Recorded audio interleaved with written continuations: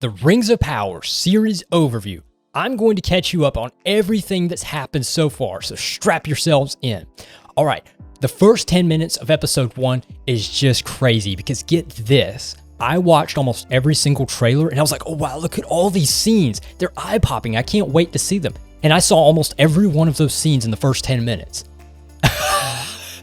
Nobody's talking about that, but wow, it really moved through a whole lot of story in an astonishing amount of time, nearly too quickly, but I still enjoyed it because there was just so much to look at and so much to point out. I enjoyed it.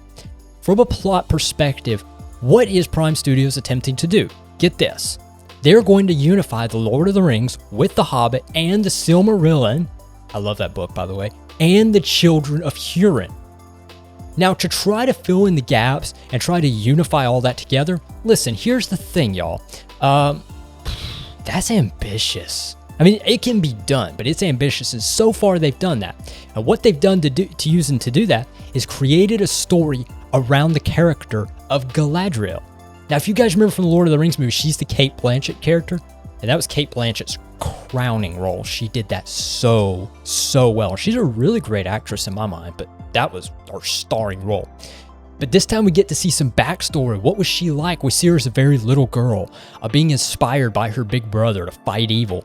And then tragically, in the War of Morgoth, her brother is slaughtered. And anyway, she picks up what he left off because now that Morgoth is gone, again, I did a video about this not too long ago. Just read the Silmarillion to really see what's going on there.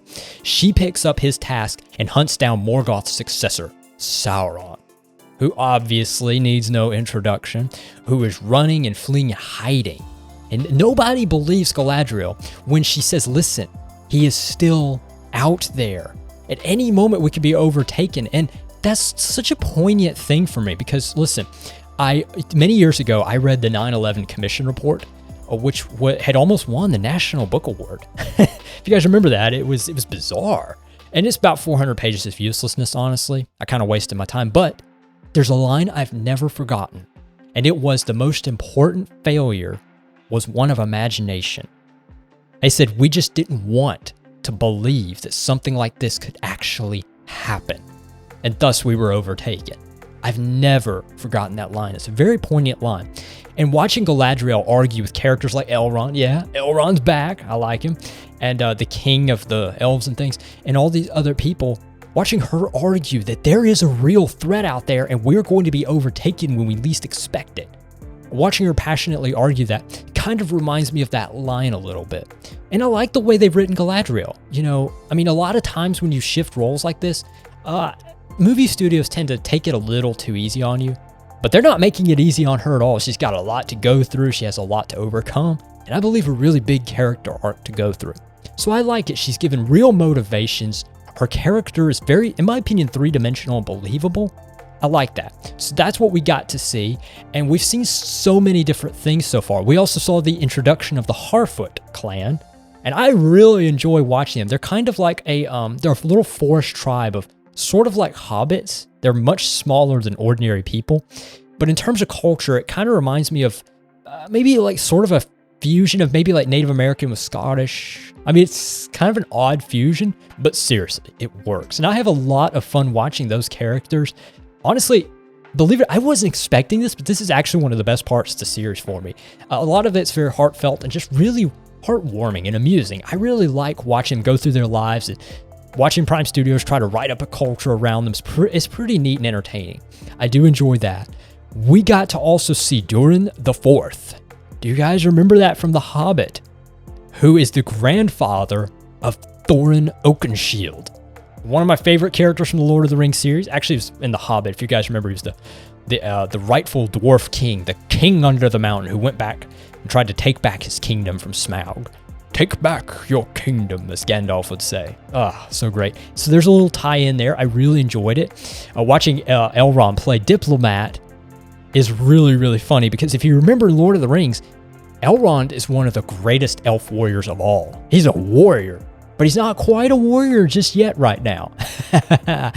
And it's so funny because I don't feel like they're changing his character. what I feel like they're doing is trying to give him room to really grow and give you a massive arc. Like, it's so funny to watch this, knowing who he will end up as. I really enjoy that.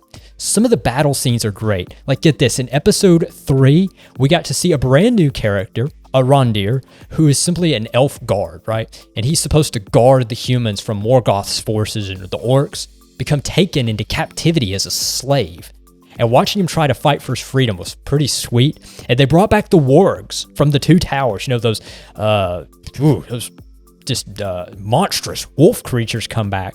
And I got to see a pretty sweet scene where he just was armed with nothing but a chain. Like, just one chain. And he had to, like, literally take on the warg. It was really sweet. And you kind of see that $1 billion budget kind of come in. And right at the end of episode 3, guess what we got to see? I wanted to see it so bad, and they just cut it off. I saw a gloved hand, dramatics walking, and I saw Sauron unmasked. Now, we've never seen that. Like, literally, it's very blurry, and it's just starting to come into focus, and then boom, fade to black. I gotta wait for episode 4. I got to see that. Just so many great things. I really enjoyed the plot. I like watching Galadriel try to hunt down Sauron and finish her brother's work. I like watching a Rondir just basically be just a good man, essentially. He's trying to protect people and do his duty, what's right, no matter what. Even if he's got to fight a warg with a chain. That's really great. I enjoy seeing that. And I also saw Isildur. Isildur shows up, but he is not king. What? There's a new kingdom of Numenor that showed up where there is a pretender queen on the throne. And we haven't seen the full story of that yet, so I can't say. But it appears that Isildur has been cheated of his rightful place. Because if you remember, he's the great-great-great-great-grandfather of Aragorn, the king of Gondor, the rightful king. You know, Isildur is supposed to be king. He is supposed to be ruling, but he's not. Why? There's so many questions going on. How did this pretender queen get up there? It's so interesting and confusing. The settings look phenomenal. I really want to talk about that, especially.